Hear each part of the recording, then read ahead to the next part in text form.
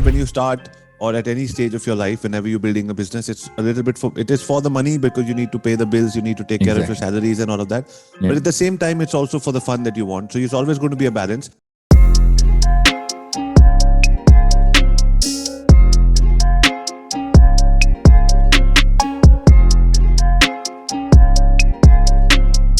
I honestly got into it because I thought it'd be fun to do and for me to try it out. But very quickly I realized that there's a community being built around almost democratizing business learning, because I'm playing my audience. I'm not an expert. I want to ask every guest of mine, okay, what can you tell me about? And the thing with an agency business, you got to figure out how you can scale and what will give you the ability to not add more cost and still add more profit over time. And that only happens with finding one of these options. You don't have to be a subject matter expert before you get into a podcast. You can be a seeker on a particular subject and you seek on behalf of your audience.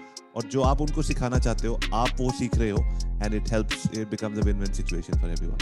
Hi guys, I'm Varun Duggirala, and you should listen to this episode of me on the Internet Moguls podcast with Avi, because we spoke about so many things that can help you build your own creative business, build your own agency, and more than anything else, kind of like do it with the right kind of framework to make things scalable in the long term. So my name is Avi Arya, father of 2 girls, 6 dogs, husband to a superwoman, a street car racer turned hotelier, now social media marketer and founder of Internet Moguls. Over to you. Tough one to follow. I'm Varun Duggirala. I'm a creative entrepreneur, multiple podcast hoster, if that's the word to use, author, father of 2 dogs, a daughter, and a midlife crisis creator. I also dabble in learning most things which people call useless, but eventually end up being useful. When you start or at any stage of your life, whenever you're building a business, it's a little bit it is for the money because you need to pay the bills, you need to take care of your salaries and all of that. Yeah. But at the same time, it's also for the fun that you want. So it's always going to be a balance. There may be some projects that you pick up for sheer fun, and I don't care about the money. A project zero budget. Because you love it and you want to build your portfolio or just build your life around that project. And there are some that you pick up primarily for the money because you know this is going to fuel. So there's no harm doing that. There's no only passion-based work, especially in the service industry. Yeah. And I think also when you say the passion part, the passion comes in the fact that, okay, we've taken this project on. I might not enjoy it for what it is, but what it's going to deliver is for me to be able to give my employees what they need to be given, to kind of build the facilities we need to build in the organization. So I think the passion comes in on the other side. At some point that comes in, but it might not necessarily just be on the delivery side, it might actually be more internal within the organization. I love that. And a lot of entrepreneurs, and especially the younger entrepreneurs, need to listen to this because passion. Jis cheez mein maza nahi aa raha, wo nahi karna, and then therefore they don't do anything. So you are the first time I've heard a different take on this, that you can find the passion or the maza aa raha hai on another side. Like for example, for me, I love car racing and I spend a lot of time doing all of that, and it's an expensive sport. So whenever I'm working, I say thanks to my work for some of the things that it delivers to me with the tension and the stress, because it allows me to go every Sunday morning to be able to do what I love to do. So look at how it's helping you lead another life of passion. And so that will put things in perspective.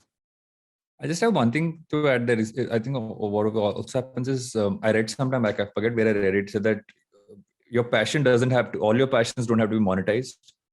Because oftentimes if you do your passion really well, it might just open other avenues for you. Like I don't podcast to make money out of it, but it's opened so many opportunities for me on my business end, on many other fronts. Whereas if I just focused on podcasting, it needs to make me money from day one. I don't think I would have been able to do it the way I've been doing it. Got it. That makes sense. So, moving on to the next gear, since we're on the podcast thing, what are the advantages that you got out of podcasting? Because every entrepreneur feels, thoda sa kaam hai. Yes, I have a lot to say, so should it be very structured? So what should I talk about? And should everybody have a podcast? So I didn't get into it as an entrepreneur. I kind of stumbled into it. I had actually gone to be a guest on a friend's podcast. He was doing his pilot, and the pilot's rarely if ever go live, and he said, okay, you're my friend, we'll go for a dinner and dinner and a drink, I'll buy that for you, just come and be a guest. So I did that and I enjoyed it, and the company that was producing his podcast asked me, are you also game to doing one, because they liked what I was saying on the episode. And we got talking, and because I ended up building an advertising agency without meaning to build one. So I didn't know how the industry worked. I didn't know the traditional pieces or the legacy of it. And so I said, I can't do a podcast on advertising because I don't know enough about it, even though it's been like a decade of building that out. And so we set out to do a podcast. Why should someone consume my really content? Want to go? And that's something I put on any platform. And then I broke it down. What I've actually gotten out of it is that every week I'm talking to someone from the business space out of what I share on LinkedIn. This is what I'm going to take from advertising, from media, Instagram. So it helps me network. For me, it doesn't build a great network rather than I know. And I was saying, have a deeper one-hour conversation with someone, you obviously can have a better relationship than if you just meet them for a meeting. It's also helped me find a lot of good talent. I've had people who've reached out after listening to the podcast saying, I want to work for your organization because I hear you talk on it. So you got to think about what you get out of it. But I honestly got into it because I thought it'd be fun to do and for me to try it out. But very quickly, I realized that it was a community being built around almost democratizing business learning, because I'm playing my audience. I'm not an expert. I want to ask every guest of mine, okay, what can you tell me about? So it's less pressure on me as well. The other podcasts I hold, one is a little bit more on the learning and personal development side. Another one, which is called Think Fast, is actually a little bit more on perspective on what's happening in the startup space.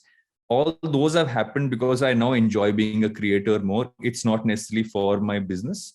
But what I've actually realized is that if you are building a podcast as a business owner, then you can do one of two things. One is to popularize your culture. So you attract talent. A lot of talent wants to know what the company is like. And if you listen to the company's podcast, you understand, what your culture is like, what your thought process is. The other option is to really build a network out there, but you got to do it consistently. You just doing a few here and there will not do it. You will have to commit to it, saying, this is part of my marketing strategy. This is part of my talent acquisition strategy as a company. And once you look at that way, the expense isn't that much. Got it. So I liked what you said. Yes, it helps build relationships with people. It helps you have fun. It helps you get into people's minds. But most importantly, what I liked was when you said that I'm playing my audience. I am asking questions on their behalf. And so therefore, there is less pressure on me. So for all of you people listening over here, you don't have to be a subject matter expert before you get into a podcast. You can be a seeker on a particular subject and you seek on behalf of your audience. और जो आप उनको सिखाना चाहते हो आप वो सीख रहे हो, and it becomes a win-win situation for everyone. Okay, so Varun, tell us a little bit about so what I talk about is मुकम्मल जहां मिल सकता है. All I want is everything. So I want a good family and I want good business. And now what happened was that many years ago I was living that life, as I spoke to you yesterday, where something or the other was getting compromised. And I'm like, why can't I have time with my kids? I just dropped my kids to school and spend time with them. Early morning conversations. They have so much in their heads. School mein ye ho raha hai, wo ho raha hai. I was very happy to have that 20-minute conversation, which I was missing for a long time. And now I'm here and I'm going to have a full day of work and everything. And I am going to go to the gym. Thanks for reminding me. So but नहीं यार, किसी को business बनाना होता है तो family तो compromise होती है. या जो फैमिली बना रहा है, you have can choose one. Don't. So I was like, all I want is everything, but everything नहीं मिलता. But thanks to the internet and thanks to being able to do podcasting and all of that, you're able to set up your your solutions or whatever services, like you're saying, services business also from anywhere.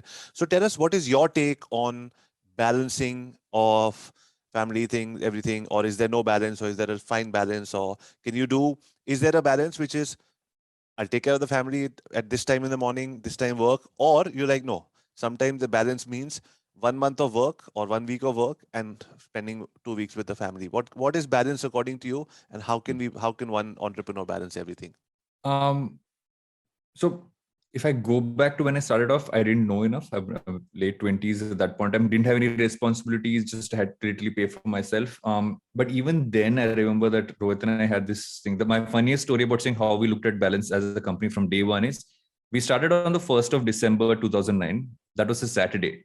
Rohit said, I don't work weekends, which means technically the first day of working is 3rd of December.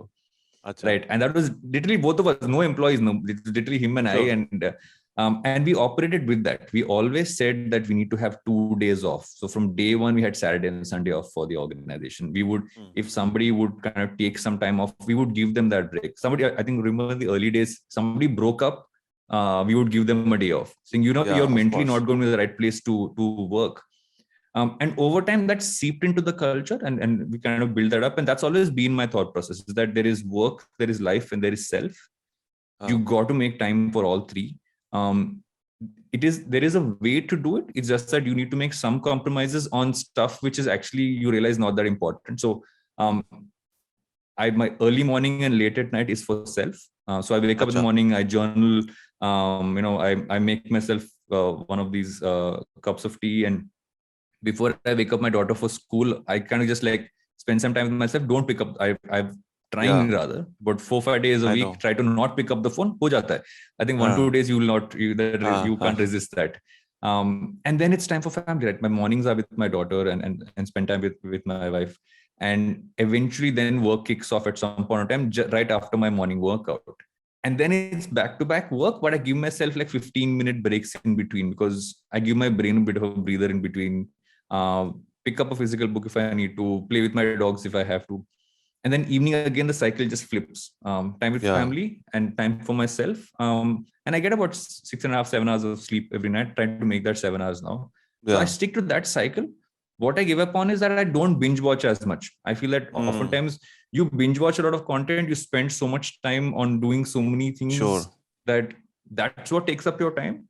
You can use that time to actually do the work you need to do, or just spend time with friends and family. And there I make it a point that I call the group my people, right? Which is basically my close friends, my family. I make sure that in a week I have spent, to whatever extent, some amount of time with them. Now, family obviously happens easier because they're at home. But with my close-knit friends, at least every couple of weeks, I make sure that's there. And these things help you for your mindset. We might believe that it's taking you away from the hustle, taking you away from the work. But it's those small things that make the hustle and make the hard work worth it. Because otherwise, what are you doing it for? Like eventually keep doing that cycle, and suddenly like one day, 5-6 days later, like 1 second, I have nobody to share this with. I'm not. My friends are saying, are you around? Or they'll just stop inviting you. And you don't want to go that far. Maybe you will scale 5% lesser in that year, but I think you'll scale a lot more in the long term. So it's if you play it long term in terms of that, then you got to bring that. I've always believed in that fact. Awesome. Also, it's therapeutic, right? You're coming out with so with people who you can just be yourself around. No agendas, talk nothing. about being authentic and all of that. You know, you be around school, college friends, and automatically you're back to your. My friends tell me na ki, are you coming here to meet us or you come to do a podcast? Podcast mat karna, hang out karna saath mein. Awesome. So Varun, tell us, what is this passion around working out? You work out every day, and how old are you, if you don't mind me asking? I'm going to be 40 in 4 months. Awesome. So we can still say 40 under 40 on the Ask Avi Arya show. Almost there. Like 4 months left. Okay. So what is this thing with working out that's so inspiring? And that workout also obviously takes away time from everything else. But why? So I used to work out for the same reason I think most of us started working out for, is that we wanted to look a certain way visually. I've always been a scrawny, I was a scrawny kid. I would not put on weight. I'll just be the thin person with a slight paunch if I didn't work out. And I always would try, and then I would stop for 6 months, a year. Then I would again do it. I'd pick up an injury in my shoulder, something like that, because I didn't practice the right technique and stuff like that. And there was a period of time around 2016, 2017 when I'd buffed up a lot. I'd really put on a bunch of muscle, but more like I was more puffy than I feel that I was muscular. And we just had a daughter. Our daughter was born in 2017, and I would be carrying her around, and I would be huffing and puffing all the time, right? I mean, 5 minutes holding a newborn baby, and I'm tired. My arms are tired. And my wife said to me that, what's the point of having muscles if you can't carry a newborn baby around? And it was like a flipped, like, like a switch goes off, right? You're like, okay, Right. 1 second, I got to figure this out. And I was thankfully in touch with someone I knew who was a fitness coach. And I just spoke to him, and he gave me a very interesting thought process. He said that in life, you need to do three things. You need to run better, you need to lift better, and you need to jump better. Achha. Any single physical activity you do relies on one of those three actions. And because of that, you need to just focus on the fact that if you can do those three well, the muscularness, the energy, all of that will come. But you build your entire focus on these three things, because then you'll be fit for anything life gives you. Like, Achha. we were on a family holiday a month ago, and my daughter's now 4.5. She's obviously much heavier than she was when she was a newborn baby. And there was one of those, we were in Disneyland, and one of those processions was there, and she wanted to go after a character. I put her on my shoulder, and we were walking behind that carriage for half an hour, and I didn't get lower back pain. Right. So for me, it's that, like, I've really focused, I would say, since 2017 to now, but saying, how can I perform better physically? And that's given me so much more energy to do everything else. Right. And also that 1 hour, 1.5 hours I work out every day is really like, it's almost like my meditation. Like, I've switched off from the world. I'm focusing on the workout. Gives me time to think as well, and gives me time to kind of like, I just call it my meditation. That's what I like to call it. But so, but workout अकेले नहीं होता ना, उसके साथ खाना, उसके साथ right protein, right, all of that. You fuss a lot about that? I'd say 50-50, to be honest. Okay. Some days I'm good, some days I'm not. I have a sweet tooth. I like to have some form of this thing, but I've reduced that on weekdays now. I'm also getting close. I've also been told, since I'm getting closer to 40, I should watch those things more. But I've never been a picky eater. Like, if you give me like healthy food, you give me like a biryani or a pizza, I honestly will not have an issue with eating any of them. I'll enjoy eating all of them. So occasionally I will have the binge. I will do like one binge in a week where I will have something. But on a weekday, I eat quite like, I have a portioning system I learned. I did a workshop with a sports nutritionist. And she said that look at your plate and you just need to design your plate, which is basically like you need to fill half your plate with vegetables. It is 1/3 or half your plate with vegetables. And then there's another 1/3 odd, which is going to be a protein, and the rest is your carbs. So when you look at your plate every day, when you fill it up, as long as that proportion is fine, you're fine. You don't have to worry about, like, I don't weigh food. I don't do any of those things. I just focus on that proportion. I like eating vegetables, most of them at least. And I've just realized that when I started to do this plate thing, that my protein proportion was lower. So I just started to do that. So, but yeah, like if you put a cookie in front of me, I'll have a cookie.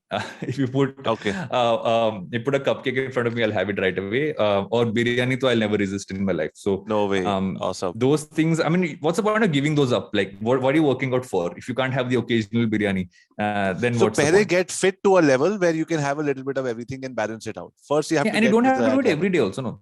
See, even if you have like unhealthy food every day, it'll eventually not taste as fun. Now for me, when I have that one weekend or like during the week, one day when opportunity comes, like Tuesday is going to be like, I know for a fact biryani is going to be fully available because it's Eid. I know I will get it from multiple people who have made it proper in their home. Right. So Tuesday I'm going to eat. But does that mean I don't, stop myself from saying, today I will not have this and stuff like that? I don't necessarily. As long as you, in the long term, you are proportionally kind of maintain that. Got it. But all these things, you're having your green tea instead of maybe milk wala chai. So there are some lifestyle choices that you make, along the way, and there's a trade-off. Like I'll do this, I'll have the cupcake, but then let me not have chai 4 times a day, and let me get it. So all of this has got a lot to do with how I'm feeling inside. When I'm feeling really crappy, or I'm feeling depressed, or like you said, somebody broke up, you give them a day off, or when you're going through life challenges, food sort of becomes a balming effect. Gives a balming effect. 100%. So that means when you look at somebody, this is what I assume. When you look at somebody who looks good, is fit, works out regularly, has green tea and all of that, I see a person who is consciously being aware of life. Yeah. When you're aware of how I'm thinking, you get aware of how I'm doing. So that life doesn't just happen to you and you're mindless eating, mindless whatever.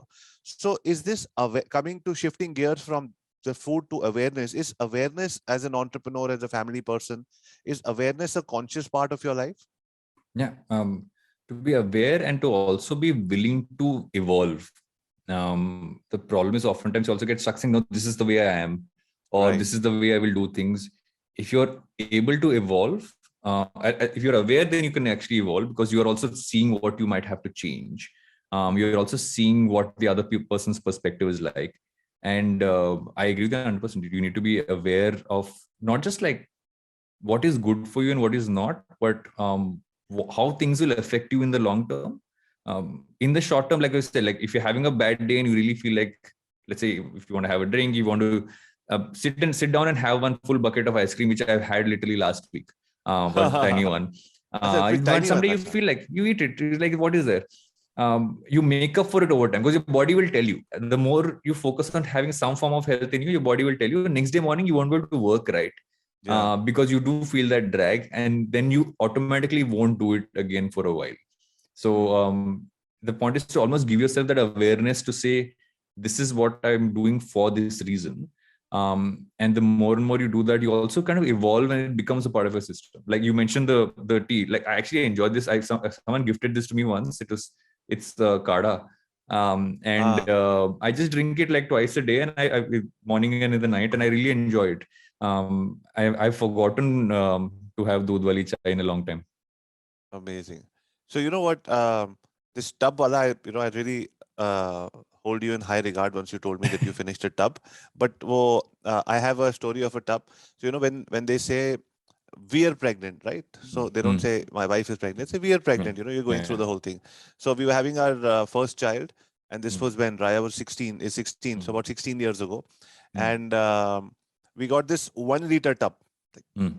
Okay. And my wife is like, and this was 60. This was such a beautiful memory, because I went to Blockbuster right next to my house, and you go and shop for. I still love to go and shop for CDs or LDs or whatever. What's up, hota nahi hai, Netflix experience. I used to like that. Get a box of popcorn and come with 2 movies. So she said, I'm really craving for ice cream. Get some ice cream. So I said, fine. So I got a very nice 2 nice movies, and I got a tub of ice cream, like a 1 liter bada wala tub. And I came home to find her fast asleep. So I finished 2 movies, and I finished that 1 liter tub of chocolate ice cream with Well done. I know, right? I cherished that day. That I cherished that day, only that day. After that, I didn't like those days, that decision of mine. But that day, I enjoyed myself. The next day morning, so you don't like it. Next morning, you don't like it. Like, what the hell just happened? So once in a while, having a tub, doesn't matter what kind of tub you get, is and I'm telling myself, I'm a large man, I'm big and tall, and thod banta and all of that. But my family gave me hell for years. They still talk about that fact, that because the next day I couldn't put that tub right in the kitchen, right? Like, how do you tell? Like, you don't want everybody coming to you and say, what the hell have you done? So the tub went under my bed. I thought I'd get up in the morning and I'd throw it, but they found it, and so it became a story. Just full clarity, the tub I had was this small. It was not a big tub. It was a chota tub. Perfect. Utna fir bhi theek hai, banta hai. Okay. So Varun, tell us about I love the title of your book, and I believe it's doing extremely well. Congratulations on that. Thank you. So 2 things. When should an entrepreneur write a book, and why did you write a book? So I actually, I've always wanted to write a book. I didn't know what I wanted to write about. Initially, I thought I will write fiction, because I think we all first start off thinking about writing fiction, but I never ended up writing anything. This happened because a friend of mine got a book deal, and he was asked to suggest names of other people who we thought would also want to write. And so the publishing house kind of asked me if I had any thoughts, and I had a few ideas. One of them was literally to say that while we are taught many things in our lives through college, through school, there are a bunch of things that we only learn through life and what you've been through. So, and my early 20s was a period where I was very confused. I didn't know what I wanted to do. I also went through a lot of stuff in my head more than in the world, because I'd moved from a small town to a bigger city. I wasn't doing as well. I'd gotten kicked out of boarding school, didn't do well in engineering. And a lot of stuff happened around that time. So I was like, what would I at 18 to 20 what would I have wanted to know then that I know now? And it came down to 5 fundamental things, which is basically the fact that you never taught how to start things in life. You never taught how to make choices. You never taught how to learn. You sent for education. You never taught how to learn. You are never taught how to build connections with other people. And you never taught to reflect within yourself. And I said that in life, one of the core learnings I've had is these 5 things. And because those are out of syllabus to me when I was 18 and 20. Sure. But in some form, I have a syllabus of that in my life because of my experience over the last 20 years. And I said, I want to write about that. So initially the book was actually called like Work is Out of Syllabus, Career is Out of Syllabus, Life's Out of Syllabus. So it's a lot of stuff there, and we just want to have this at the bottom. And they said, let's remove all of that. Let's leave the everything as out of syllabus here. And so that's what the eventual title became. It's a bunch of learnings. It's learnings from when I started off my career, from how I figured out my internship, and how I actually managed to take those 3 months and really build a foundation for myself. From how I found a mentor, but beyond just the work stuff, even like how I build relationships with some of my closest friends, how I found love. And also on the other end of the spectrum, also like smaller lessons on failure, on kind of looking at plans in life and how really internalize some of those thought processes, what I kind of put down there. So it's a ton of learnings from my life, but also a ton of pieces from other books and stuff. So I realized that it's not like I didn't want to be that person saying I know everything, because I don't. Yeah. But I've actually learned so much from many other people through their books, through their content and stuff like that. So there's a lot of stuff you can learn from how to deal with pressure, how to deal with procrastination, how to kind of deal with even like learning and evolving, how to have conversations. So all of that stuff is what's in the book. It's not a big book. It's about 150, 200 pages. It's written so that you can flip to any chapter that you find interesting and it'll still make sense. But if you read it in sequence, it'll still make sense as well. I actually spent the most amount of time on structuring to figure user journey. Right. And when should an entrepreneur write a book? Is that when you know that what you're putting down is not for yourself, but it's going to be enough value for the people reading it. Because there are many books which come out which are about, okay, this is what my journey has been like. But I feel what people really want is what can they learn from you, or anything. It might not even be from you. It could be just something that you know about. And that's when you should write a book. It shouldn't be there's a lot of self-promotion in book, and I've never believed in that. So for me, it was more about, I want to showcase what has helped me get to where I am, but also like what could help somebody else kind of build their own instruction manual for their life, if that's the term to use. So that's where I came from. But just go with the value you can actually give someone. I think that's the reason why you should actually write a book. Awesome. And I'm going to put a link once we publish this podcast and on the channel and everywhere. I'm going to put a link for people to be able to collect this book 100%. Varun, tell us, so, advertising, digital, setting up an agency, completely services business, right? So people heavy, you make system break. So how does one start an agency in 2022, and how do you build a team of 5 people? Everybody has responsibilities because you can't do it, but you were only 2 people. So in today's perspective, a lot of people find this very glamorous. I'm going to open an agency. That agency is something which is so, and then you open an agency, you're like, I don't know what to do next, because there's so many moving parts. So what would be your advice to agency owners or people wanting to start agencies? How should they start, and what are the things to keep in mind? So the way today's market is, compared to when we started off, today's market's the niche market. So if you have a very specific skill set and a niche, the deeper you go into that, the better you will do. The problem is also because the market has too many agencies. So if you try to go wide and say, okay, I'll have all the services, let's say some of the larger agencies have, or I'll try to get, let's say about 20, 30 clients across different services, the chance of you stretching yourself and your team and not being able to hit that revenue number is very high.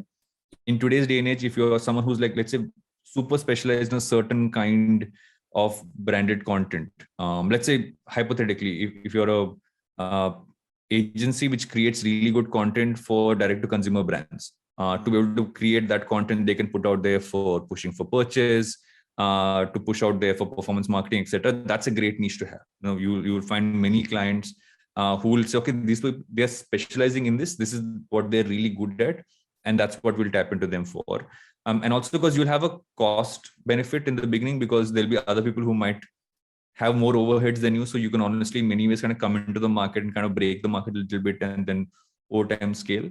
The other one is to kind of look at it by saying that, okay, can I almost come in, and this is more from a tech stack perspective. Technology is now such a core part of how advertising works end to end. A lot of things which you would have humans do before, now right now we just kind of optimize it by just putting technology in, right? Simple example, before you would have designers in an agency who would make the main creative and then do multiple versions of that for every single platform. Today, most of those versions are done by automated softwares. But if you're someone who has been able to create that software, then you can price it right. And it doesn't matter if there are global examples. I'm talking primarily from the fact that because I've actually spoken to some startups in this space, and they're doing really well because the price benefit you will have by pricing from India versus what the price somebody who's kind of built it out of, let's say, the European market or the American market will be much better. So you'll get more projects. So you need to find that niche or build a product people will connect with. If you go about it the straightforward way, you can still do it. That I've seen succeed only when somebody who's already a reasonably large name in the agency space kind of leaves a bigger network and builds their own agency. That connections help, because globally what's happening is most of these companies are either moving to consolidation or they go for very niche or really focused agencies. It's the same way how whenever Cred does their ads, the simple fact is that they go to Tanmay and a few and Bopan and some of those people, right? Because they're very specialized in that kind of advertising. And brands today are very clear about who they're going to for what. They don't necessarily need to go to one partner for everything. So you need to just become that one partner for that specific thing. And you will find enough brands who will work with you. Okay. So I'm just recapping what you just said. So you're saying that definitely niche down, because you going wide is going to stretch not only yourself but your team, because every kind of project or industry that you work with has a learning curve. And to go through multiple learning curves and be successful and have revenues is going to be difficult. So find out a niche that you can sort of zero down on. Number one. Number two, try to pitch for international projects, because you have a price advantage being in India, and to have a product. And third is, you said that you could have a product. When you said product, you mean a tech product? Yeah, a tech product. So I'll give you an example. There's a startup which I actually came in touch with here in India, and we actually work with them as well. What they were doing was simply what I mentioned earlier, is that you have a master creative. You want to make multiple dimension versions of that for different media networks, right? Something that will go on, let's say, across media channels. You have different dimensions. You have to scale it differently. The fonts have to move.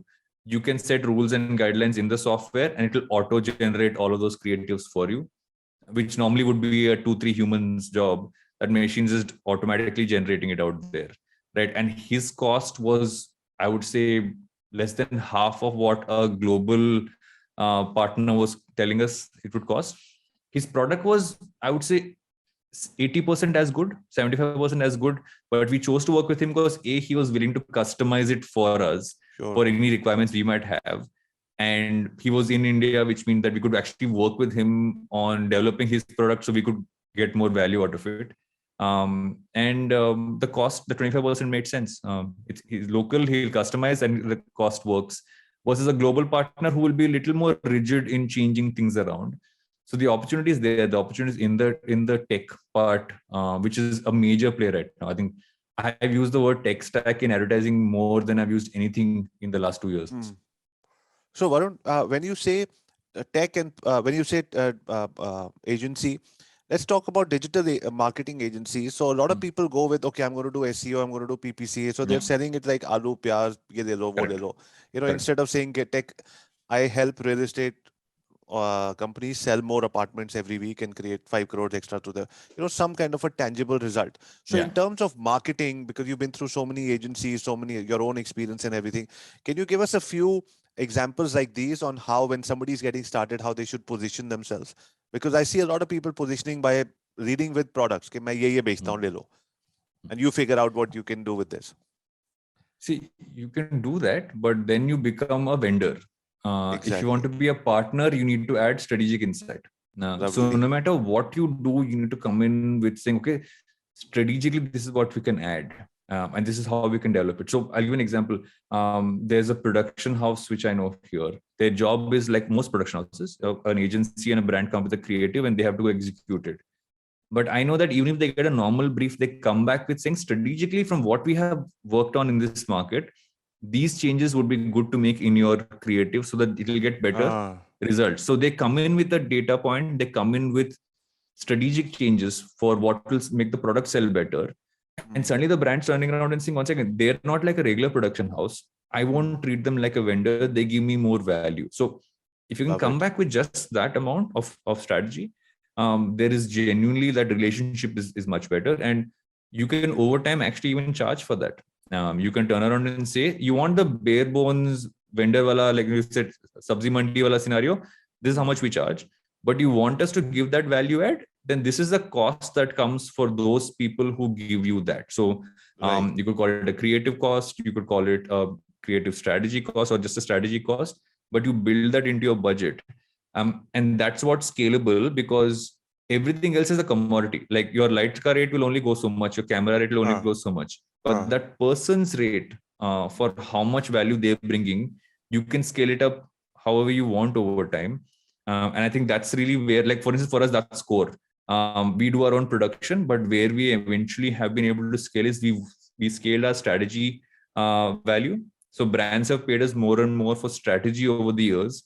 Whereas our production costs, at some point, the margins would go down because the market always moves towards commoditizing it. So always look at it from that sense. If anything can be commoditized, make sure that that's not where you make your money from in the long term. If something can't be commoditized, like a human actual insight in there, that's a great value to add. Even if you're doing tech and automation and everything else, it's that person saying, this is how you should use the tool. This is how you can better optimize it. Oh, interesting. So even when you're giving a product which should have a fixed monthly cost, your brains and your understanding of a particular business and saying how I'll tell you how to use this better adds more value and therefore more price to your retainership. Because eventually whatever you can eventually give to a machine to do will go to a machine. What's left for humans to do is going to be strategy, is going to be creative, is going to be something that is analytical in our head. Everything else is already has moved to a large extent to the machines. Lovely. So you got to kind of build in that as your clear differentiator to build more and to kind of scale revenue.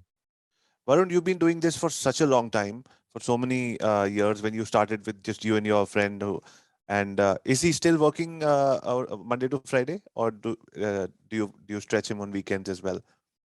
No, we both of us only work Monday to Friday. Okay, so you've been doing this for such a long time, and so what is your advice for new agencies that are coming up? How, like, is there a typical way to price a product when you're new, you're two co-founders, you're like, okay, I'm going to go and solve this digital problem for this client. How does one person charge? Like, how do you charge for a? Do you see that I'm going to sell your apartment for 5 crores and I'm going to tell you 2 more apartments, you give me 2% like you give to the real estate agent as well. So or what are the, any idea on how to charge? I don't think there is a right way to do it, but I would honestly say that, so there are pros and cons to breaking the market. There are people who come in and say, I will do it on cost so I can get more clients in.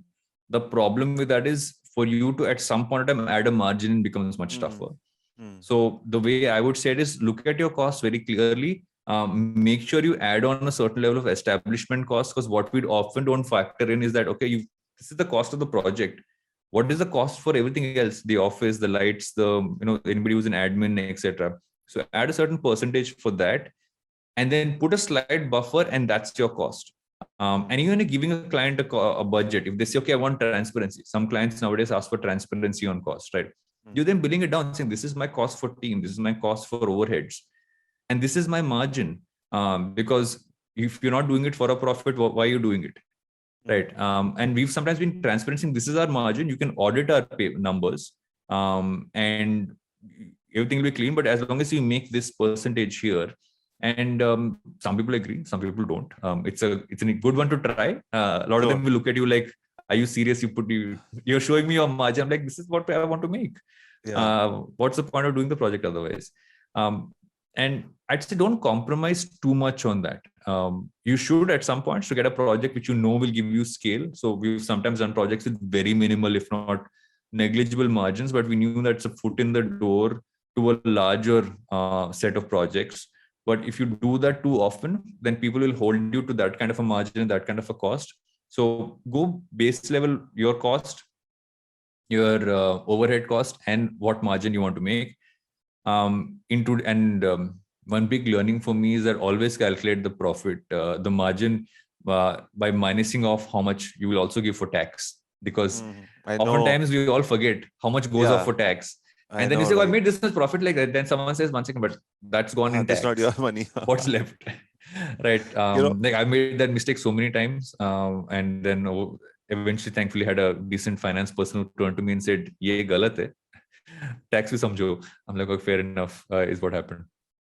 I'd gone for this Grant Cardone's conference once, and they had, I learned a lot, and I quote this many times. There was John Travolta sitting over there. There was Kevin Hart, and there was Mayweather, the boxer, and there was, how can I forget, one of my favorite rappers. I'm forgetting his name. So these people are sitting, and they're talking about different things. So two things I want to just, bring here. It will help the audience listening, and I'm sure you'll find it. So Kevin Hart said the same thing that you said. He said, you know what, I make multi-million dollars every month, every quarter from every movie and all of that. He said, I put 50% of it in my account, and 50 is not even mine to touch with. And that's how I start. He said, because when it's all going to go toward taxes and everything, I just 50% comes to me, and I then start my journey from there. So he said, always have a different bucket, because eventually later when the tax man comes and you don't have money, you're going to get into trouble. No, 100%. And what John Travolta said was very interesting, Varun. You know what he said? He said that he had a bit of a problem. He said he's got multiple planes because he's fond of flying, and he has commercial planes. He likes all kinds of planes. So he says, he asked one of his accountants one day, and they said, he said, how much do I pay for fuel costs? So they said about $1 million a year. So he said, no, somebody else should be paying for this. So he said, so I started looking for advertisers. He said, I have a team, I have the whole shebang. But guess who went out and putting this deal? So he said, I called up people multiple times, put the deal together, and finally I had a sponsor to pay for my travel, and so that the fuel. Kevin Hart said that after every time I do a movie, people think he's so busy, they don't want to pick up the phone, but they don't realize I don't have a project. So I pick up the phone and I make projects happen. So the projects that are coming to you, what I learned from there was, the projects that are coming to you are the ones which are coming to 20 people, and maybe the lowest bidder gets it. But the projects that are really valuable, sometimes you have to go for them. Just go for an 100%. Agency, go for a client and say, I'm going to pitch to these people. There's no RFP in the market. What's your take on being aggressive? Are you aggressive and go all out after your clients, or do you wait for them to come to you? Or a little bit of both? So we've done a mixture, but what we actually did was the strategy that worked for us in the long term, we realized that we spread ourselves between too many clients. You have to find too many people for sales, too many people to manage those clients. So we actually focus on conglomerates. So it's okay. You start working with the Unilever, there's so many brands within Unilever. The number of people required to service that, from like really going deep into the business, will be lesser than if you go for separate companies. And what we started to do was we started to work on projects that we knew people will kind of notice and say, okay, who did that? And then someone said, okay, Glitch did that. And so that's how we kind of spread across the ecosystem.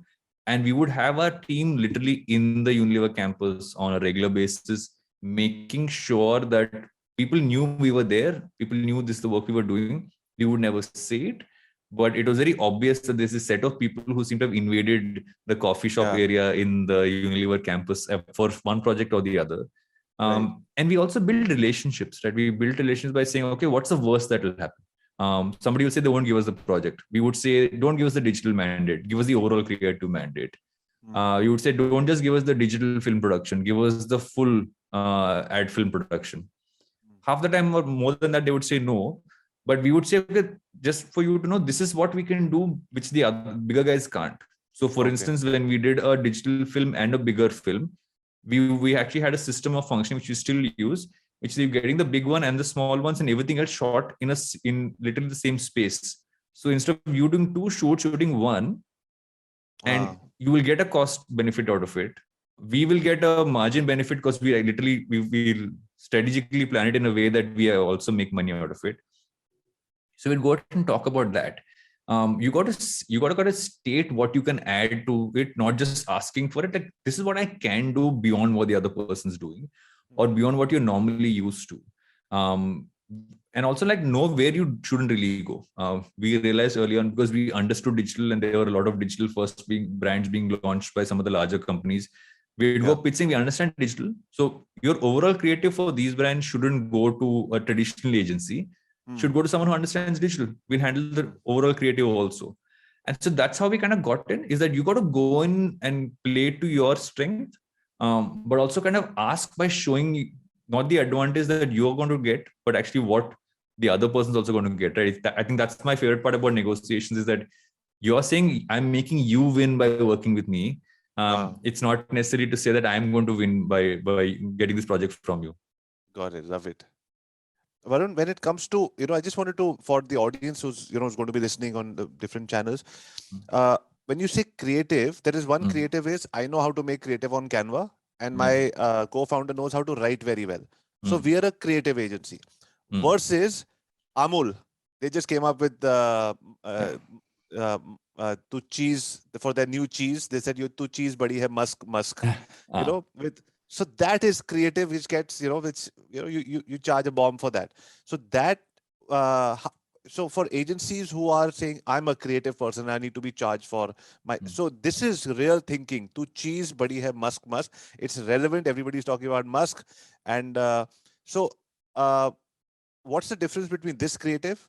So this is a partner versus what you said, the other person is a vendor who'll say, "Aap mujhe bata do kya chahiye, main aapko creative bana ke likh ke de dunga."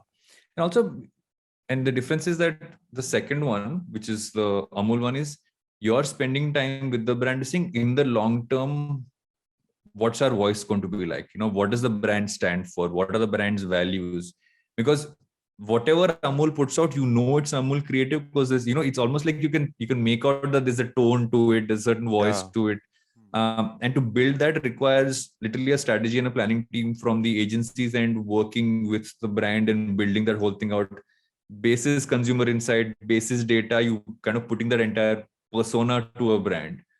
And then you have a set of creative people, what we normally call a creative, which is basically your writers and designers, who are saying, okay, how do we visually represent this voice? Which means you then sitting on, okay, what colors do we use? What kind of language do we use?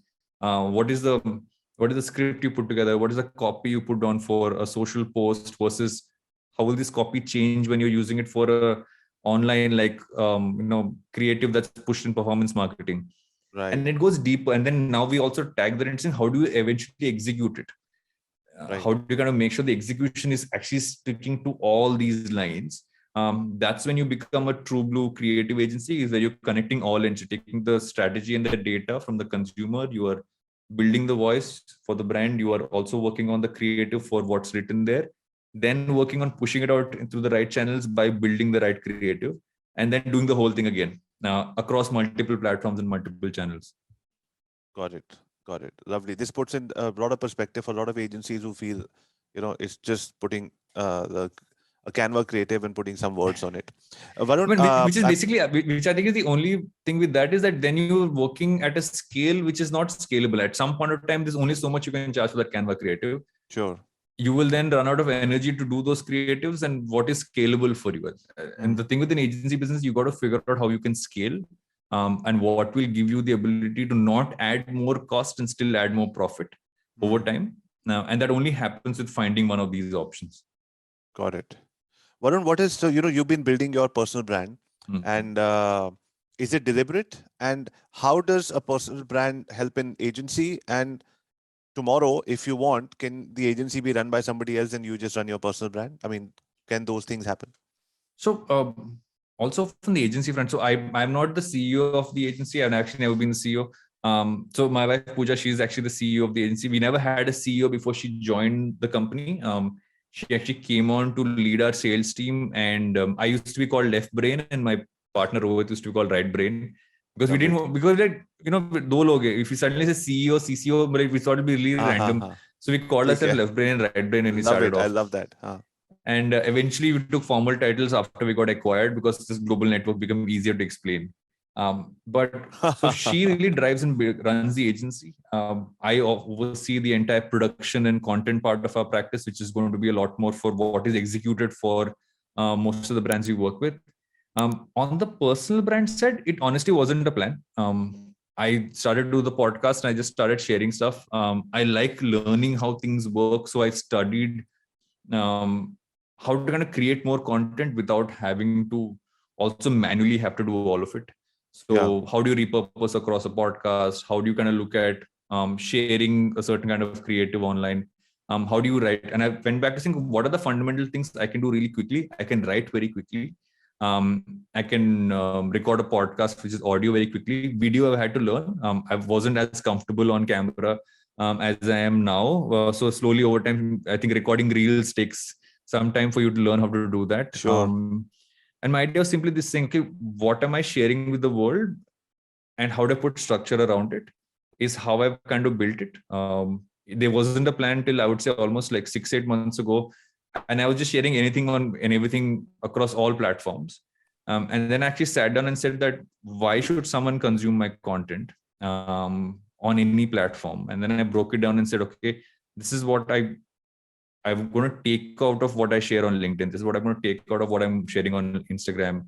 This is what I'm taking out. For me, it was a taking out problem rather than add more, because I was sharing everything everywhere. And also I was like tiring myself out trying to do all of it. And what can I outsource? So I've actually, for instance, my podcast, I only do the recording part, all the production, all the sound design, uploading, scheduling is done by my producer. He takes care of that. Similarly, when I do my newsletter as well, I actually write a lot of my newsletters except for one piece every week, which is already pre-created once a month. Because I like to write it myself. I write everything, just give it to a team I have who, again, schedules it out. I don't want to schedule for a specific time. They take care of any of the, the design parts and the hyperlinking and all that stuff. Again, with stuff like tweets or any of those. So I've handed over scheduling. I know that eventually someone's told me that I will have to hand over some form of writing, which I think I will eventually will some parts, but I think the longer pieces, I enjoy writing them too much to give them up. So have I thought about it consciously as saying, am I building a personal brand? I don't think I've looked at it that way. I've looked at it as saying I'm building a media network for myself. I believe that every person creating content online is a media network to themselves. And I'm a media person at my core. So I'm like, if I was to flip it around and saying, what am I sharing? If I was a media network today, what should my channels of distributions be about? How do I make sure that if I'm building a certain flow on a YouTube channel, can tomorrow I create another property and can that rest there as well, which doesn't even require me to host it? Could my LinkedIn have more collaborators? So that's how I look at it. It's saying that an individual is never scalable. I'd say a channel is scalable if you can add more elements to it over time. And that's how I've approached it. I haven't approached it as branding, although I've gotten a lot of advice on it, and I have taken a lot of that advice as well.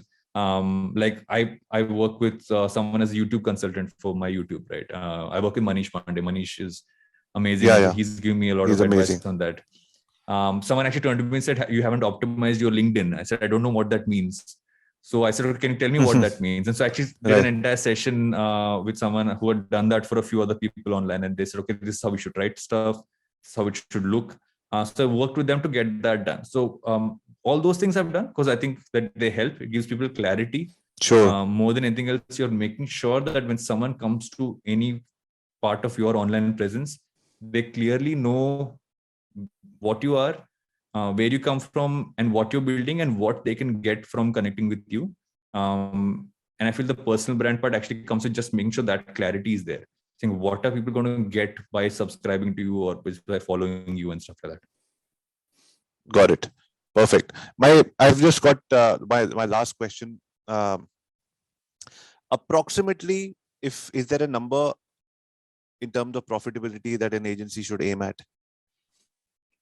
I think over time, although it's tough in the environment over the last couple of years, you need to work towards And I'm talking like base profitability. I'm talking Sure. like maybe pre-tax. I'm not talking gross profit. I'm going like deep down, because I think once you go down of actual costs, your main costs in an agency are going to be people. So you got to go below all of that and go maybe pre-tax in that sense. You got to be in excess of 15, 20% overall in the long term.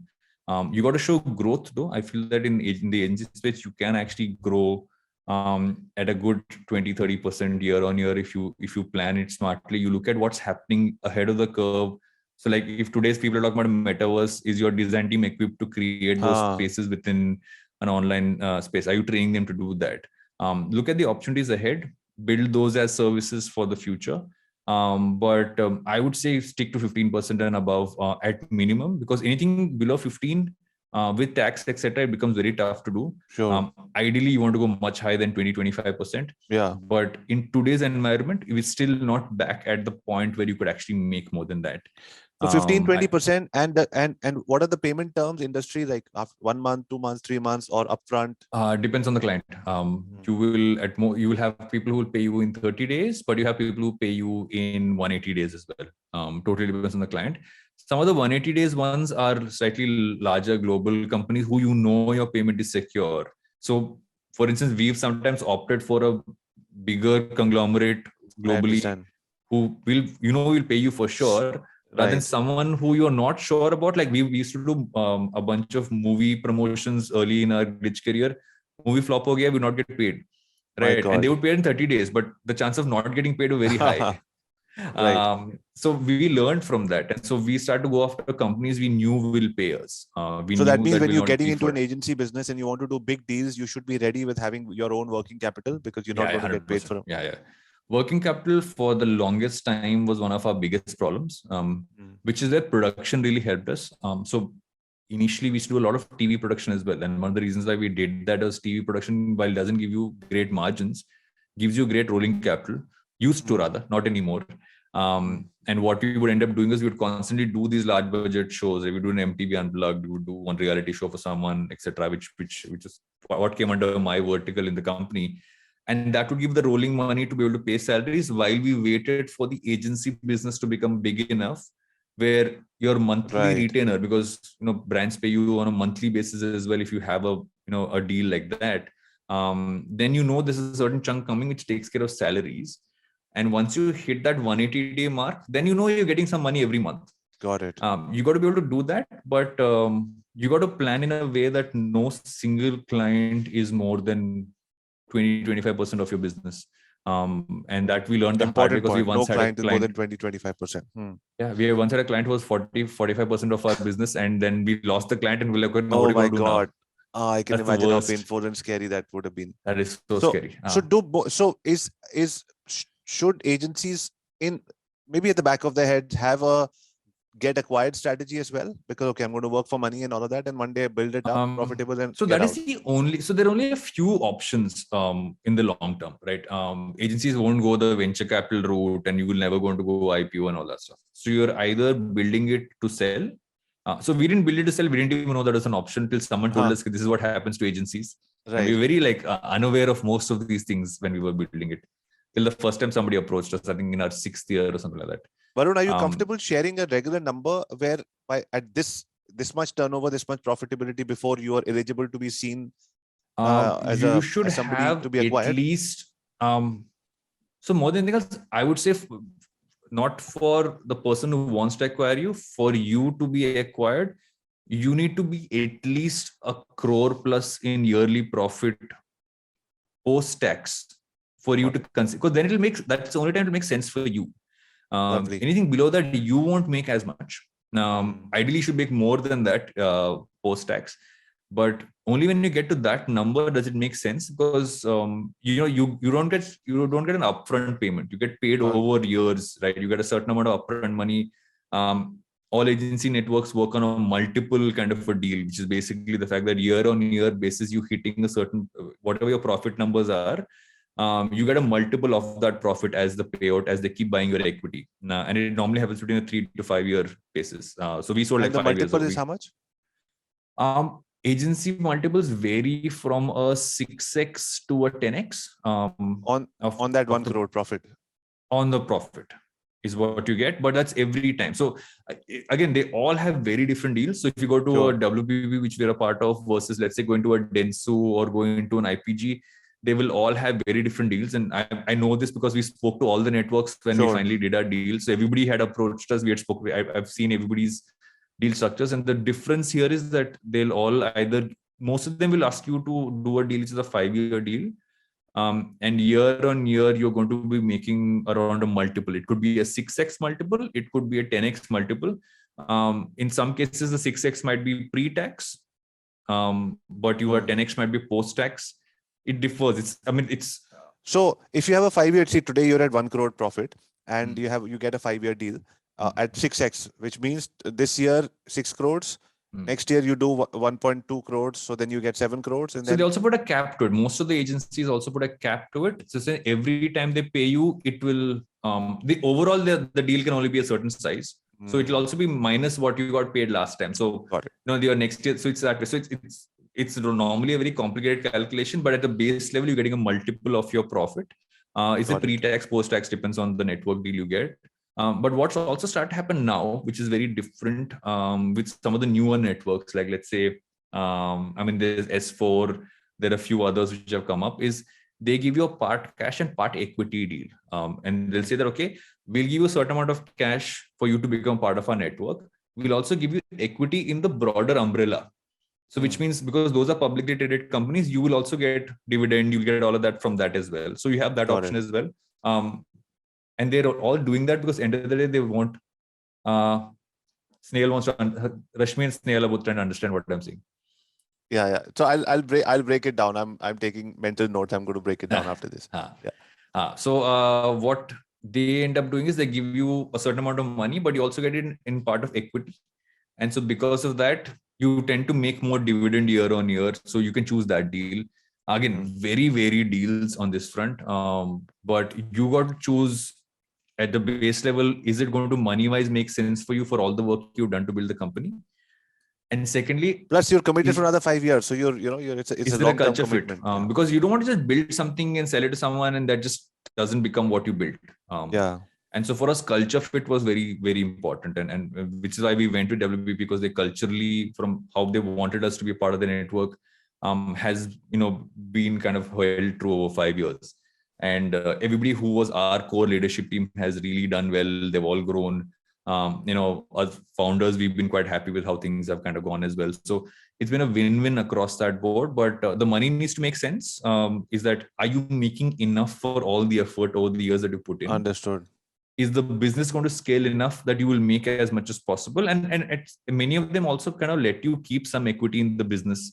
So you'll still make your yearly dividends, you'll still make your yearly, that extra amount of money as well. And you can kind of sit and keep that and for life make money out of it as well. So I'm going to let you explain this part. Sure, I will. Okay. So we'll take only one question. We have time only for one question. Turjoy, can you please type your question? Turjoy is also just starting an agency. He's brand new. And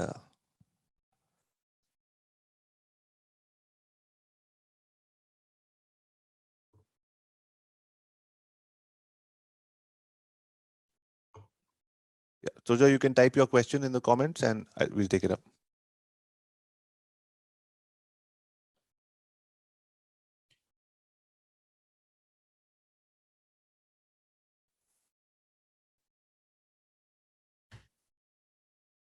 Mohit asked a question before Turjoy could put his question. How do you retain clients? By giving them value year on year. That's the only way.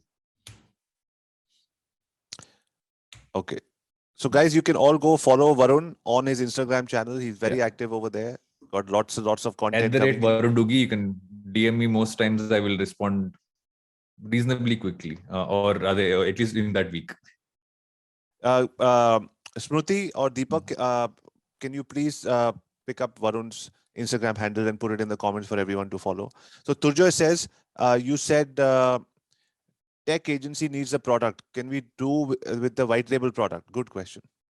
You can do that, but you just need to be able to adapt it right for yourself. I know a lot of people, for instance, who've taken a white label product. Good example is that when the pandemic happened and a lot of agencies, experiential agencies, had to do events, they couldn't build their softwares, the virtual event softwares themselves. So they actually got a bunch of white label ones and they built it on top of that. They added their own pieces to that. Or the flip is, if you can build a white label platform yourself, and nothing like it, then you're going to get a lot more options. But you can do both. Now in the first option, you'll have to really build your work process to be able to kind of bring some value there beyond what anybody else can bring from it. The second, if you build your own white label product, then nothing like it. You just need to make sure it's stable and it functions for more people. Perfect. Varun, thank you very much Thanks for your having me. It's time. been fun. This was lots of fun. Nice getting to know you yesterday, conversation, and today. When I'm in your neck of the woods, I'll definitely, For sure. hit you up for a Please do coffee drop or when me this thing, and if I'm on that side of the world, I'll definitely do that. 100%. We have to get you to Vancouver somehow. We have to make it happen for Done. especially in the summers. It is absolutely gorgeous over here. Have to make So, sure I do guys, that. can we all give a big Internet Moguls thank you to Varun for taking time out and helping us over here? In the comments, please. And I want to, what I want to do is I want to take care of 5 people every time we have a guest. So, Varun, I'm going to take the link and somehow I connect with your team or whatever. I want to buy 5 books for 5 people over here who were patiently listening, especially the agency owners. And is it possible when I get the books from your office, if we can have Set it up, yeah, for sure. Awesome. Great. So I'm 5 agency owners from today's conversation. I'm going to buy the books from Varun's office and send them to all of you people. So thank you, Varun, for your time. Take care. Thank My you so much regards for having to me. the CEO of your life and everybody for bearing with us, for keeping you here long, and your 2 dogs. Everybody And slept off, so I'm the only one awake in this house right now. So it's awesome. fine. Oh, they are. Okay. Awesome. Take care and see you Okay. soon. Bye. All right, guys. So that was Varun. All of you people had requested for Varun to come. He was so generous with his time.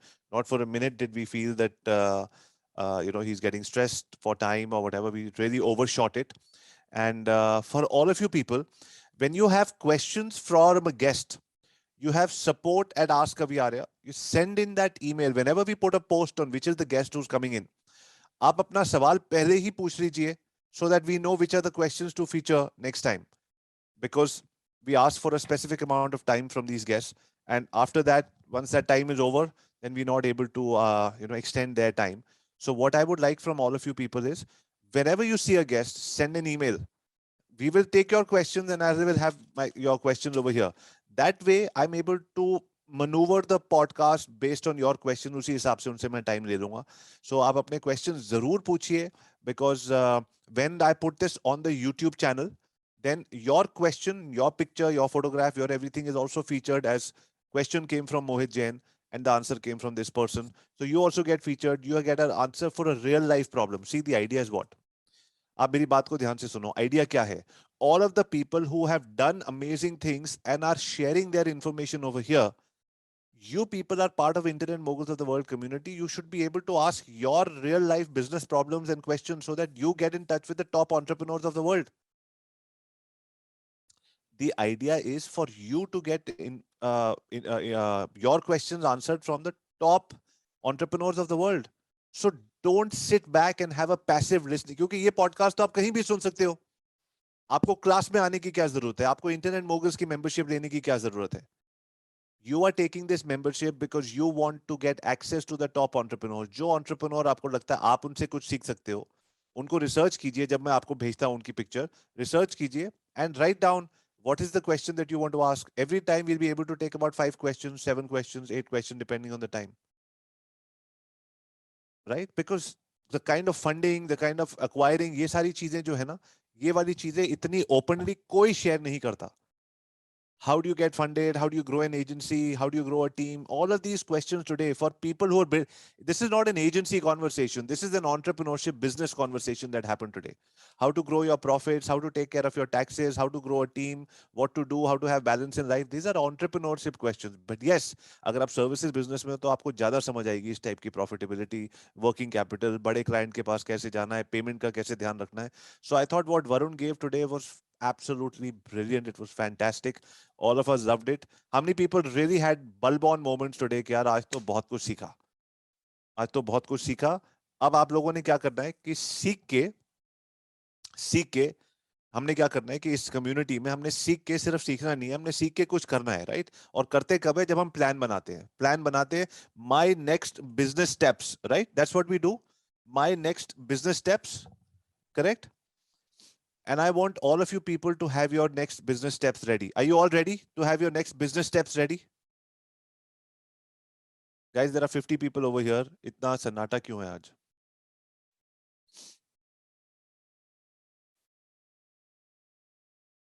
Okay. So what you're going to do is, what all of you people are going to do is, all of you people have my email. Does everybody have my personal email address? Okay. So what you're going to do right now is send an email to me and tell me, based on today's conversation, what are your three best business steps? Don't tell me your takeaways. Don't tell me your bulb-on moments. Don't tell me, wow, I was very inspired. Tell me आप कौन सी 3 चीजें अपने business में आज करोगे. आज आपने जो सीखा है अपने बिजनेस में आप डालोगे. Every week, three things. By the end of the year, you have 100 nuggets. So email me right now. I'm waiting. एक email में 3 points लिखने. Hi Avi, my next business steps are 1, 2, and 3. And email it to me on my personal email address. My email is aviaryamvm@gmail.com. And Smruti can put, yeah, Parth has already put it. aviaryamvm@gmail.com. I'm going to take 1 minute. 1 minute लगेगा आपको वो email भेजने में. Send an email. Your subject line has to be fire and heart. You know, जैसे हमारा होता है ना, heart and fire, fire and heart.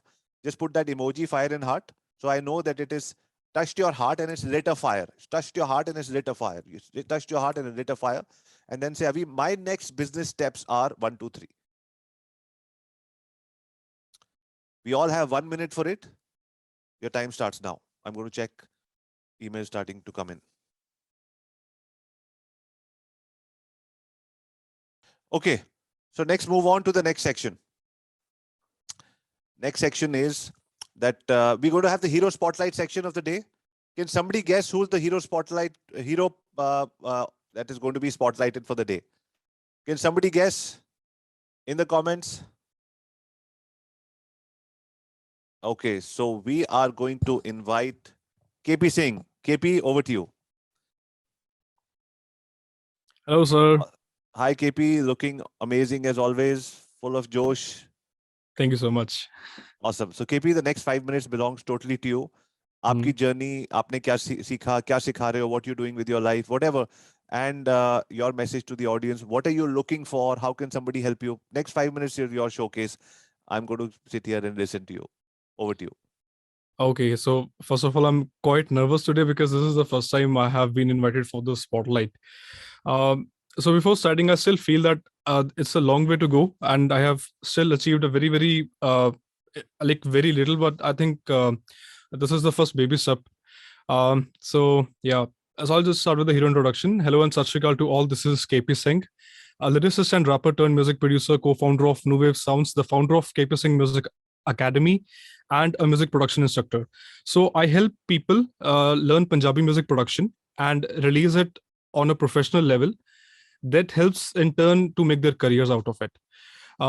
So before I joined the community, मेरे को ये पता था कि मेरे को कुछ ना कुछ करना, लेकिन ये नहीं पता था कि कैसे होगा वो उस लेवल पे क्या चीज, मतलब I knew I had to do something but I didn't know कि what to do.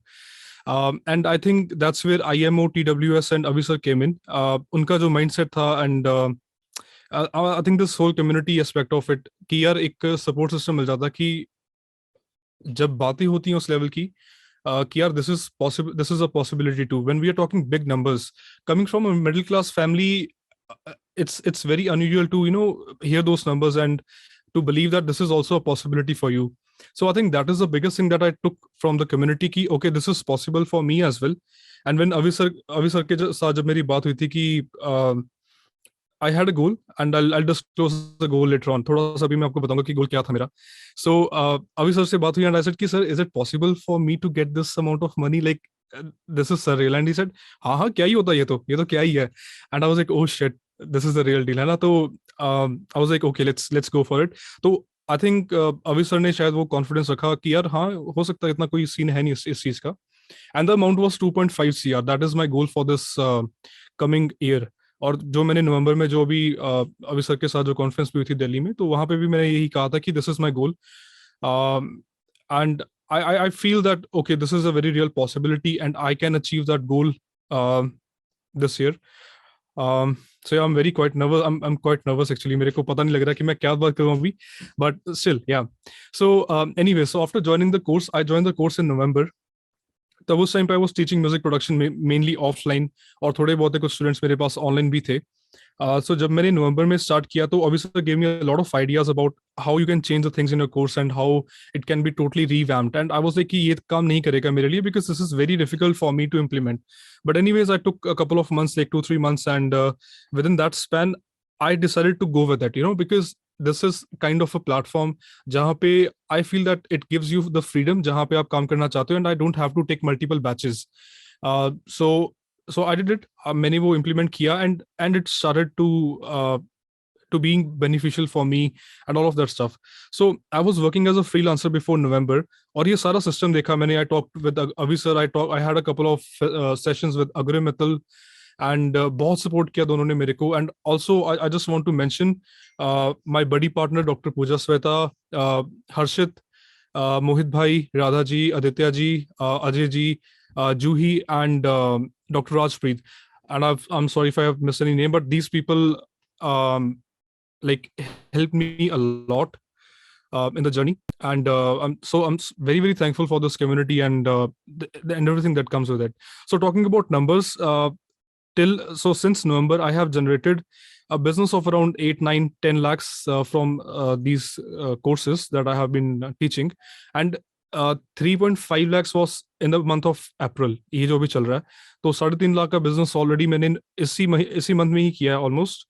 और स्टार्टिंग से it was, so I used to earn good from music production पहले भी, but I think अभी जो revamp हुआ and the structure that I have got from this whole IMTOWS, it is giving me a lot of ideas, and I think yeah, I still have a long way to go, but still I feel that it is quite good for me. My next step would be to so I've already had a word with one of the community members, and we are already planning for the advertisements. And also one thing I forgot to mention, November tak I was working as a freelancer, but now I have employed 6 people who are working as a team to promote the academy, who are working as faculty members or editors, and all of them are in-house. So I feel that is a big achievement, like starting my journey as a freelancer, going more towards like a businessman. So I'm very happy about that. So yeah, I think that is all about the journey. KP, थोड़ा सा अपने production school के बारे में और बताइए कि what are people going to learn and what are the prices and all of that, so Sure. other people can also recommend you to their friends. Sure thing. So abhi I just started with the academy. Otherwise I was teaching it informally, in the sense कि जहाँ पे 1-2 लोग थे मेरे पास, 3 लोग थे, तो ऐसे मैं उनको सिखा देता ऑफलाइन और ऑनलाइन में. So I have this production course which is a 4 months course, 4 महीने का कोर्स है, wherein I teach 6 modules, which is like music theory, which includes scales, chords, chord progressions, all of that stuff. Then we move on to the softwares, जहाँ पे हमारे पास 3 सबसे major जो platforms हैं अभी म्यूजिक बनाने के लिए, which is Logic Pro X, Ableton Live और FL Studio. 90% of the people that you see are making music on one of these 3 DAWs. So we teach all of them.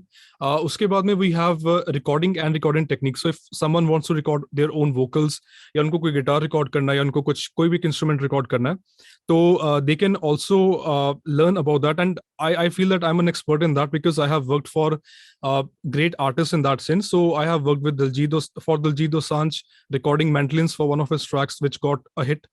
Uske baad mein I have done a lot of work for a lot of artists in that aspect. Then we teach how to actually make music. So if a singer or someone who is interested in making music, तो हम उनको सिखाते हैं कि how to actually make music from scratch. So the best thing is, if you do not know anything about music production, तो वो 4 महीने में you learn everything, and then at the end of the course you are able to make your own music and then also release it professionally. So 4 महीने के बाद we also give an excess of 8 months. 2 more cycles, so that कि अगर आपको कोई दिक्कत आ रही है तो आप वापस उसको रेफर बैक दोबारा लाइफ पे आ सको. So it's a 1 year program. 4 महीने का एक साइकिल रहता है. 3 साइकिल्स टोटल होते हैं एक साल के बीच में. एंड देन जब उसमें से एक बंदा पास आउट हो जाता है, then we have an EMP alumni which I formed very recently. तो अगर उसको करने के बाद में भी किसी को दिक्कत होती है, then I am there, my faculty is there to support these people who are already pass out of the academy. और then in the classes we have like, एक तो लाइव फॉर्मेट हो गया, then we have the recorded sessions. और उसके बाद में अगर अगर किसी को दिक्कत आ रही है, then they can always, they have the option of booking 1-on-1 call with me, with my faculty. और अगर उनको कोई भी दिक्कत आती है तो we take care of that as well. So the whole course is like alternate days, 1.5 hour class, 3 classes a week. The total fee structure is 1,10,000 for the entire course. And that's pretty much it. So, but it is exclusively for the for the people who want to make Punjabi music. Matlab, it could be R&B, trap, hip hop, Punjabi folk, but it is mainly towards Punjabi music.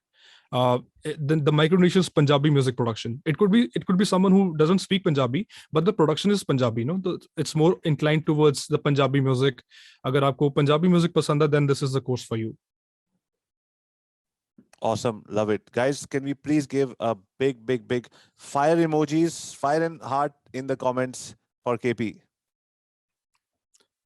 Thank you so much. And I am sharing the Instagram channel with you. It's a very newly formed Instagram account of the academy. So if you would like to follow or then definitely please keep in touch. And this is, as I said, this is just the starting. Abhi sir, we are just starting with it. So right now the total business has been like around 8-9 lakhs. But I still promise you that I'm going to do everything that I can to achieve the target of 2.5 CR till this end of the year, which is November 28th. I remember the deadline. Hota nahi hota mere ko nahi pata, but I am actually going to give my 100%. I've been sleeping at around 5:30 in the morning. Dr. Pooja knows it. Or been sleeping at 5:30 in the morning, getting up at 10-11 and working whole day. Being very passionate, and I'm very fortunate कि मेरे को जो team भी मिली, इतनी सही team मिली है मेरे को. These are the people who have been saying, sir मेरे को काम नहीं मिल रहा, मेरे को काम दो, I want to work more. And I'm like, oh wow, ऐसे भी होता है क्या कभी, and it's such a blessing to have that kind of a team, this community, and having your guidance. And this is something which is actually very surreal for me. And yeah. Awesome. This is only the beginning. I promise you that. This is the beginning. 100% this is awesome. The beginning. Yep. Thank you. Thank you so much. Okay. So guys, that was KP for the Hero Spotlight section. Now guys, we have 2 people who are going to come. हमने signature talk की बात करी थी. So there were 2 people who said, I'm going to come and share my signature talk. Do you remember those names?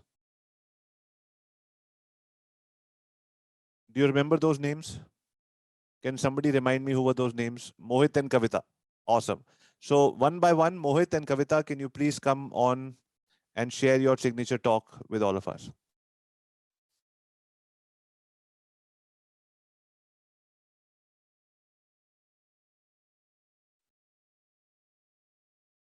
Okay, Mohit. So I'm going to give you how long is your talk? 5 minutes or how long is it? 10 minutes. So around 5 to 7 minutes maybe. Okay. So it is, your timer starts now. Mohit, go for it. All right. So I might not be as good because I have never been a speaker, but my topic for today is like my signature speech is that what can a gym floor actually teach you? So one thing that I have started loving about the gym floor is that almost all people coming to train there comes with a hope to get better in some way, either physically or mentally.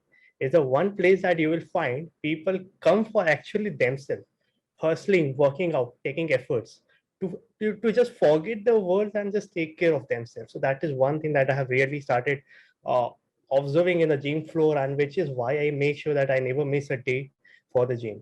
So there are 4 things that I have actually learned from the gym floor, which I realized when I have started training. And this is like through my experience of maybe 8 to 9 years into the gym floor that I have realized this. So it's like a kind of an enlightenment. So I will share it in a form of some stories. The first thing is that I want to talk about is यार feel करो. अभी ये जो feel करो का जो weightage है ना, ये कैसे हुआ? I would like to explain about that through a story.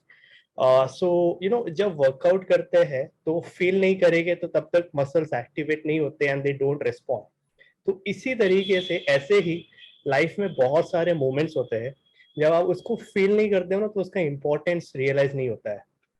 And जब वो चले जाते हैं और फिर वो कुछ ऐसे इंसिडेंट्स आते हैं that makes you realise. So ऐसे ही लाइफ में मोमेंट्स होते हैं और one after another, and in the start you want to realise कि वैसा हो रहा है तो क्यों हो रहा है, तो इसको फील करना है. So starting with my story, I am very close to my father. Okay, so आज भी like if I think that if I am not with him in the future, तो मैं उसको वो थॉट को भी I can not bear it. So it my journey towards the fitness, it all started when I was actually something around 3 to 4 years old. And my dad he used to be very super fit, and his background coming from the black belt karate. So he would do workouts on our building ka terrace, and he would take me with him. And when he would do Hindu push-ups, so I would sit into his back, okay, on his back. And so mera jo my love towards the fitness started from there. And from seeing my dad to do that, chalo maine socha hoga ki like even I would like to be one day something like him. So today, when I do push-ups and when I'm out of the energy, I remember my dad, and वो जो target जो goals होता है push-ups का, वो automatically I end up completing. So second feel वाला moment जो है मेरे लिए जब trigger हुआ था, और वो जब trigger हुआ था, that is when I started finally joined the gym, and it was between 2011 to 2013. I joined a high school in one of the most prestigious school in my city, where students were like super focused about their career. Even like 2-3 साल pass out होने के पहले ही they would know what to do, and they were very really excellent good in extra co-curricular activities as well. But मेरे में वो बात नहीं थी. I was like an average guy. I failed around like so वो school में admission लेने के लिए ही I failed around like 3 to 4 interviews. But after I did my 10th, थोड़ी बहुत समझ आई, I built up some confidence, and I ended up in that very really good school. So back then I was a very introvert and an average guy, not good, not confident in studies. So only the thing I was really good was in football. Football was like passion back then. So अक्सर ऐसा होता था, I would score very really less marks. Teachers की scoldings होती थी, would not be like good. So इसमें क्या हुआ कि I could not really make friends with those kind of people. तो या like वो ऐसा feel होता था कि like every moment I was alone. आप अगर even if you're having lunch, you wouldn't have a person sitting beside you. अगर कोई आपको group activity होता था स्कूल में, तो no one would take you in. यहाँ तक कि अगर आप एक स्कूल बस में हो तो hardly people would sit beside you. तो ये जो फीलिंग जो थे ना, this really like messed up with my thoughts, and काफी बुरा लगता था कि यार ऐसा क्यों हो रहा है. And like even like teacher is giving recognition someone like who is better in, and who is like वो आप में वो कैलिबर पोटेंशियल नहीं देखते. तो वो it was a hard time. तो जब भी मैंने रियलाइज किया like now it's time to get better, so ये सारा गुस्सा, ये सारा रेज, फ्रस्ट्रेशन निकालने के लिए I started, I joined the gym. And वहाँ से my journey started towards transforming my life to something like a worthy sheet. Okay, so this my end up with my first quote of feel करो, क्योंकि जब तक आप feel नहीं करोगे you won't get to that conclusion, and वो conclusion से ही you will get something better. So my second thing is, यार जो मैंने सीखा है सेकेंड लाइक सीज में, इट्स लाइक अ मंत्र that I actually really follow till today, that is not a single rep less. So my coach has a very good quality that he never makes me dependent on himself. So even when I am working out, he will go to the corner of the gym floor and he'll stand there. लेकिन starting में क्या हुआ, I was a new guy, I joined this person as he was my coach, and target था कि चलो 3 months में 84 kg से 69 में आने का है, लाइक दैट इज. तो मैंने उसको स्टार्टिंग में सीरियसली नहीं लिया. तो जहाँ पे लाइक 3 months में टारगेट था, तो I only achieved it with only 74 kgs. तो जिस दिन वो रिजल्ट आया, जो कंडीशन चाहिए था वो तो नहीं आया, but I was happy with that. Then my coach made me realize कि like no, this is not the condition. Just imagine कि अगर आपने वो 1 rep का भी इम्पोर्टेंस समझा होता उस मोमेंट में, you would have achieved the 69 goal. अगर आप like what I used to do like 15 reps को मैंने 10 reps करके फिनिश कर दिया. 4 सेट्स को मैंने 3 सेट में डन करके फिनिश कर दिया, 15 मिनट्स के कार्डियो को 10 मिनट में करके फिनिश कर दिया। तो हर जगह I used to do shortcuts, so I could not finish my gym sooner, so that I could finish my gym sooner and get free. That day my coach made me understand that he was watching me for whole 3 months that I am doing this, but he never told me that I am actually doing it. जिस दिन result आया उन्होंने मुझे उस दिन feel करवाया कि अगर तूने 100% दिया होता and if you would have trusted your coach word, तो ये 3 मंथ्स वेस्ट नहीं होते and you would have achieved a far better condition that you are in today. वो ऐसा होता है ना कि लाइक आपको भले ही अच्छे मार्क्स मिले, लेकिन आपको एक चीज का अफसोस होता है, अगर मैंने उस दिन और थोड़ा पढ़ लिया होता ना, तो आज 90% की जगह पे आई वुड हैव रीच 99%। तो वही फीलिंग मुझे जब आया, तो वैसा हुआ कि लाइक 3 मंथ्स के रिजल्ट में मैंने सिर्फ 2 मंथ के रिजल्ट लेके आया। So really feel bad and उस दिन से चाहे मोहित 2 minutes left, उस दिन से चाहे कोई देखे या ना देखे, मेरा उसूल हो गया है कि like you know, not a single rep less. The third thing is that gym, you know, gym में लाइक जिम की तरह जैसे muscles not come in one day itself. तो आप वर्कआउट करोगे, डाइट करोगे, एक दिन में, 10 दिन में, 1 मंथ में रिजल्ट्स नहीं दिखेंगे। तो मुझे 2 साल लगे being a vegetarian skinny guy to increase my weight from 60 kgs to 72 kgs।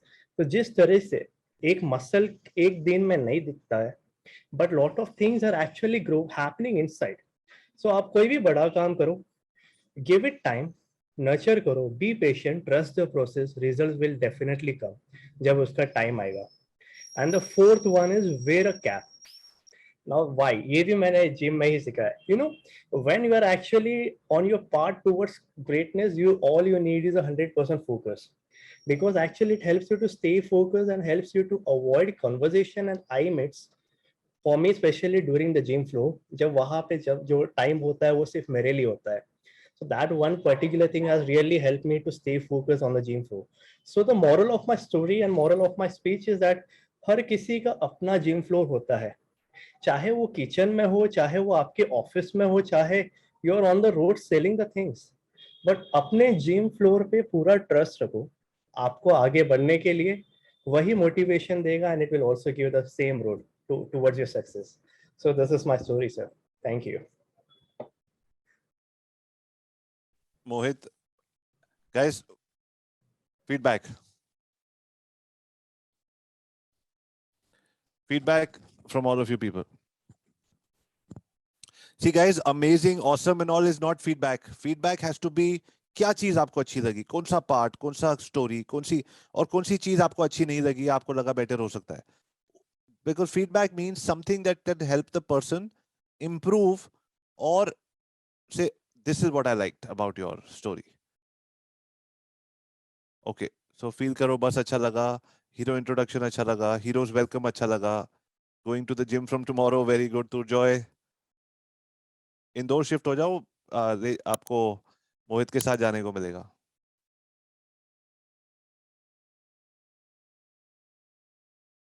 Every place has a gym floor.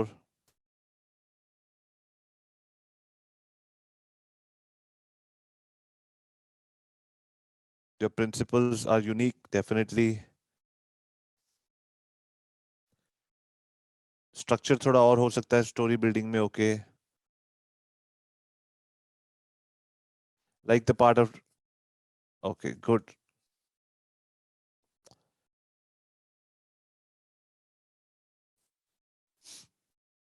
Mohit, great story, tonality change would grip better. Feel like going to the gym. Felt like going to the gym. See, Mohit, a good talk का क्या मतलब होता है कि वो लोगों को वो इंस्पायर करने पे मजबूर करता है। आपने इतने सारे लोगों को ने बोला कि मैं जिम जाना चाहता हूँ, so it is a good talk. It's a unique topic. It is a unique heading. उसके बीच में जो आपने जो टॉपिक्स, जो सब टॉपिक्स बताए, वो सब टॉपिक्स भी अच्छे थे। प्रैक्टिस करके उसको टोनैलिटी ऑब्वियसली बेटर होगी। आप उसको खड़े होके चलोगे, स्टेज के ऊपर बात करोगे, ऑडियंस कांटेक्ट, वो सब चीजें हो जाएगी। बट आपकी जो स्क्रिप्ट है, आपका जो टॉपिक है, ऑल ऑफ दोज थिंग्स वो आपने जब अपने फादर की बात करी कि मुझे डर लगता है ये सोच के कि अगर किसी दिन वो मेरे साथ नहीं होंगे, तो all of those are 10 on 10 मेरे हिसाब से। जो structure of this talk is has the potential to reach 1 million views 100%। और दूसरा, आपने एक प्रॉमिस किया था हम सबको कि आप ट्यूसडे को 2 दिन के अंदर अपनी टॉक रेडी करके आओगे, और आज आपने अपना वो प्रॉमिस पूरा किया है। सो वो that is the biggest thing, because it was very easy, you could have said आज नहीं हुआ, बिजी था, ये था वो था, but you made that promise in 2 days। बाकी सबने एक हफ्ता मांगा, आपने बोला मैं 2 दिन में करूंगा, और 2 दिन में आपने उसको पूरा किया, and you came up with a very good talk. I I think ये जो ये जो इंग्रेडिएंट्स है, अब इसको फाइन ट्यून तो होता रहेगा ये, but ingredients are very good. I definitely think start working very hard on it, and as soon as it's ready, put it on YouTube, because this is a talk you have to start pitching to TEDx and all of those places. Has to be done. Definitely, sir. Any areas Awesome. of improvement, sir? Areas of like, first I would say you practice this 10 times and then you come to the areas of improvement. It's a very good one. Bar has been set high for others. Yes, Kanchan, you're right. So what we're going to do is Tuesday, guys, Tuesday, I'm going to take 5 people are going to come with their signature talks. 5 of you, okay? And 5 of you are going to be selected, but वो 5 कोई भी हो सकते हैं। उसके बाद next Thursday फिर हम 5 और करेंगे, but don't not come prepared. अगर मोहित अपना बिजनेस संभालते हुए सुबह 6 बजे 5 बजे जिम जाके अगर 2 दिन के अंदर अपनी टॉक तैयार कर सकता है, तो आप लोगों के पास 7 दिन ट्यूसडे से ट्यूसडे आपके पास मिले हैं। So there is no excuse. और जितनी अगर आप लोगों को गुस्सा आ रहा है, अगर गाली देनी है, कुछ है, तो आप मोहित को दीजिए, क्योंकि Mohit has set the bar high. अब मोहित ने वो कर दिया है, तो आपको करना ही पड़ेगा। And so I'm going to meet all of you people on Tuesday. So please give some heart and fire emojis for Mohit for doing some amazing work. 2 दिन के अंदर structure banana, and I think it was very heartfelt. बिल्कुल दिल से बात निकल रही थी। Structure वगैरह सब ठीक हो जाएगा, दिल से बात नहीं निकलती, लोग structure पे फोकस करते हैं, ये दिल से निकला है, इसीलिए मुझे I give it 10 on 10। Structure होता रहेगा, ठीक हो जाएगा। Thank you so much, sir. Thank Awesome. you. And Mohit, I think you should connect with Ricky. Ricky's over here. Ricky just gave a talk out of 48,000 people. He came in the first 100. और बहुत Definitely. कुछ उन्होंने सीखा from success ज्ञान, from his own learning. You should connect with him. I'm sure he'll be able to help you, and you'll be able to help him as well. Perfect, sir. Okay. Thank you so much. Yeah. Thank you, guys. So all of you people, thank you very much for your time. I hope you had a good session. Varun की demand बहुत लोगों ने हमको email किया था। मोहित is also a fan of Varun. बहुत लोगों ने हमको बोला था वरुण को लेके आना। He's a great guy. एक बार ईमेल किया, he said yes, बताओ कैसे करना है। कल रात को मेरी उनके साथ बात हुई, आज टॉक करने से पहले। I think he's a great human being. बहुत मजा आया। Thanks to all of you people, I made a new good friend. उससे पहले मैं उनको जानता नहीं था, but गुड पर्सन। एंड ऐसे ही आप लोग रेकमेंड करते रहिए, आपको कुछ टाइप के लोग चाहिए। और right now there are 3 special guests who have confirmed. One of them is Anubhav Pandey. Date नहीं कंफर्म हुई है, पर अनुभव पांडे इज चाय सुट्टा बार।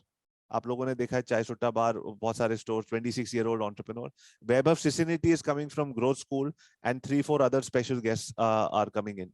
सो इतने सारे लोगों से अगर आप मिलना चाहते हैं, आप बात करना चाहते हैं, आप अपने सवाल पूछना चाहते हैं, तो जब वो लोग आएंगे तो वो चीजें आप पहले से लेके आइए, अपने क्वेश्चंस पहले से भेजिए, so that your question and their answers can also be there. I will feature your videos and I will call you on video. So take use of that opportunity. Normally क्या होता है, जब हमारा guest आता है हम तब सोचते हैं question, so please send it पहले। Okay, so so all of you people, जिन लोगों ने मेरे को ईमेल नहीं भेजा है, आप मोहित की टॉक को याद करो। One more rape, don't be lazy. जब कोई आपको काम दिया गया है उसको पूरा कीजिए, because you don't know with that one email what can happen और व्हाटएवर। जो भी करो उसको पूरी तरीके से करो। I have got email from 10 people only out of 52 people. Okay, awesome. So with that we are going to call it a session. Thank you to everybody for taking part today. I'll see you all on Tuesday.